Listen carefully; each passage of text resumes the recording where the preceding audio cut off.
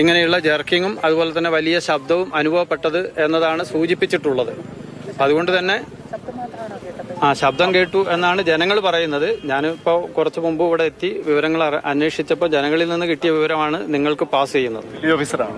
അല്ല, ഞാൻ സുൽത്താൻ ബത്തേരി ബ്ലോക്ക് പഞ്ചായത്ത് പ്രസിഡന്റാണ്. പിന്നെ ഏതൊക്കെ ഇല്ല, ഇപ്പൊ അങ്ങനെയൊന്നും അനുഭവപ്പെട്ടിട്ടില്ല. ജർക്കിംഗ് അനുഭവപ്പെട്ടു എന്നുള്ളത് തന്നെ ഉള്ളൂ. പിന്നെ ശബ്ദവും കേട്ടിട്ടുണ്ട്. അപ്പം ജനങ്ങള് സ്വാഭാവികമായിട്ടും നമുക്കറിയാം, വയനാടിന്റെ പോലെ കാലാവസ്ഥയിൽ നമ്മളൊരു വലിയ ദുരന്തത്തെ അഭിമുഖീകരിച്ച സാഹചര്യത്തിൽ ഒരു ഭയപ്പാടോടുകൂടിയാണ് ഇതിനെ നോക്കി കാണുന്നത് എന്നുള്ളതാണ്. ഈ അടുത്ത കാലഘട്ടത്തിൽ ചെറിയ രീതിയിലൊക്കെ ഉണ്ടായിട്ടുണ്ട്. പക്ഷെ ഇത് വലിയ ജർക്കിങ്ങും അതോടൊപ്പം ആളുകൾക്ക് ഒരുപാട് ആശങ്ക ഉണ്ടാക്കുന്ന തരത്തിലാണ് നമുക്ക് ഇവിടെ ഉണ്ടായിട്ടുള്ളത്. വേറെ നാശനഷ്ടങ്ങളോ മറ്റ് നമുക്ക് ലാൻഡ്മാർക്ക് കാണിച്ചുകൊണ്ടുള്ള പ്രയാസങ്ങളൊന്നും നമുക്ക് ഇതുവരെ കണ്ടെത്താൻ കഴിഞ്ഞിട്ടില്ല.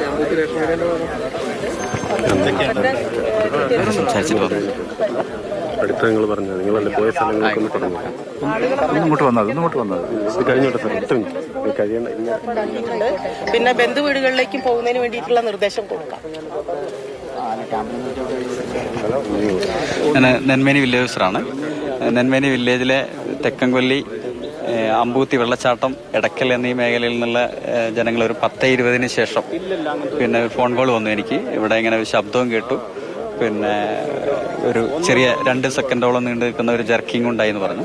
അത് വെച്ചിട്ട് ഞാൻ സ്ഥലങ്ങൾ പരിശോധിക്കുകയും വീടുകൾ പരിശോധിക്കുകയും കിണറുകൾ പരിശോധിക്കുകയും ചെയ്തു. അപ്പോൾ വീടുകൾക്ക് കേടുപാട് പറ്റിയോ കിണറുകളിൽ വെള്ളം കലങ്ങിയോ അങ്ങനത്തെ അവസ്ഥയൊന്നും ഉണ്ടായില്ല.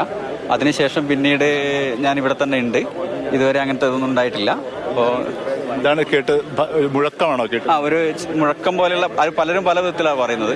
ചിലർ പറയുന്നത് ഇടിമുഴക്കം പോലെ കേട്ടു, ചിലർ ഒരു ഭൂമിയുടെ ഉള്ളിൽ നിന്നൊരു മുഴക്കം കേട്ടു എന്ന് പറയും. പിന്നെ തരത്തിൽ ഈ പ്രകമ്പനം ഉണ്ടാക്കി അല്ല, ആ ഒരു ശബ്ദം കേട്ടു. അതിനുശേഷം ജനലുകളൊക്കെ ഒന്ന് കുലുങ്ങി, ഷീറ്റുകൾ കുലുങ്ങി എന്ന് പറഞ്ഞു.